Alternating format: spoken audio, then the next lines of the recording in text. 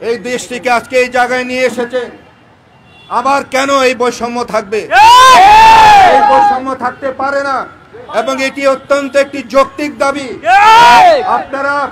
আপনারাও ছাত্র ছিলেন, আপনারাও ছাত্র থেকে আন্দোলন করেছেন। আজকে এই ছাত্রদের প্রতি আপনাদের কেন সহমর্মিতা কেন নেই? আমি এটি আপনাদের কাছ থেকে জানতে চাই। এবং এই যে কথা বলেছে যে এদের আন্দোলনে আজকে যারা উপদেষ্টা অনেকে আছেন তারাও কিন্তু এই আন্দোলনের সপক্ষে ছিলেন। কেন আপনারা কালক্ষেপণ করছেন? কেন তাদের দাবিকে আপনারা মেনে নিচ্ছেন না? আমি আশা করব আপনারা এই যৌক্তিক দাবিটিকে মেনে নেবেন। কারণ হলো গিয়ে আমি নিজে জানি যে আমি নিজেও তো ছাত্র ছিলাম। একটি ছাত্রের জীবনে একটি ছাত্র এত কষ্ট করে পরিশ্রম করে লেখাপড়া করার পর তার রুজি রোজগারের জন্য যদি কোনো সুযোগ সে যদি না পায় তাহলে তার জীবনটাই শেষ।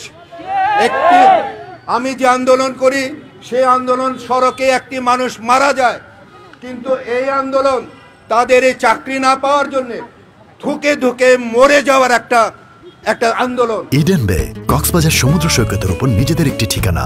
মাত্র 5 লাখ টাকায় আপনিও হয়ে যেতে পারেন এই হোটেলের মালিক।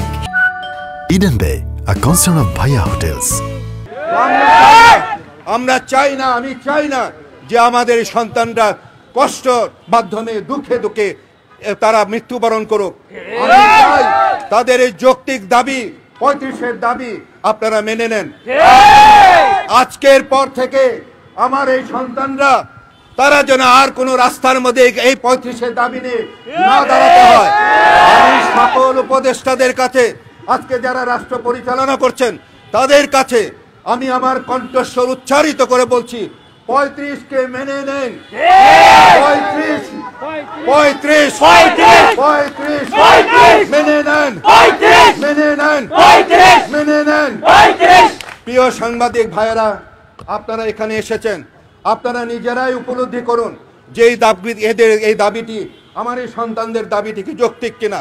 যদি আপনারাও এই দাবিটিকে যৌক্তিক মনে করে থাকেন তাহলে আপনাদের এই সাংবাদিকতার মাধ্যমে সারা দেশবাসীকে জানিয়ে দেন এবং উপদেষ্টাদেরকে জানিয়ে দেন, যারা রাষ্ট্র পরিচালনা করছেন তাদেরকে জানিয়ে দেন যে তারা যেন আজকের দিনের পরে যেন আর এইভাবে এই মেঘ বৃষ্টিতে ভিজে এই দাবির জন্য নোটিফিকেশন যেন তারা দান করে।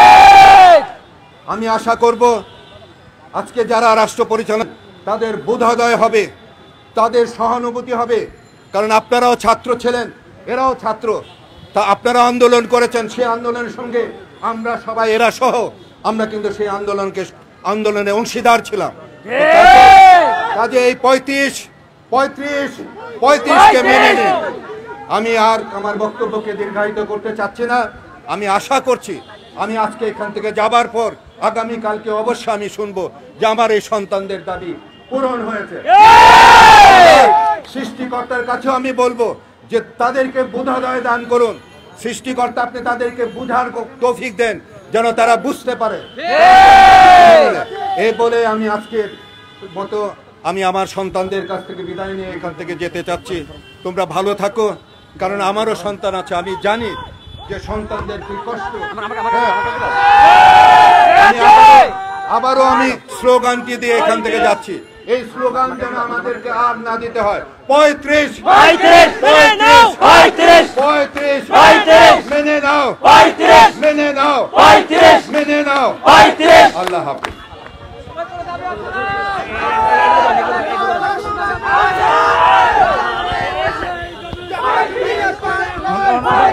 সারা বাংলার কোনো দাবি আছে? আমাদের ঘরের কোনো দাবি আছে? আমাদের নিজের কোনো দাবি আছে?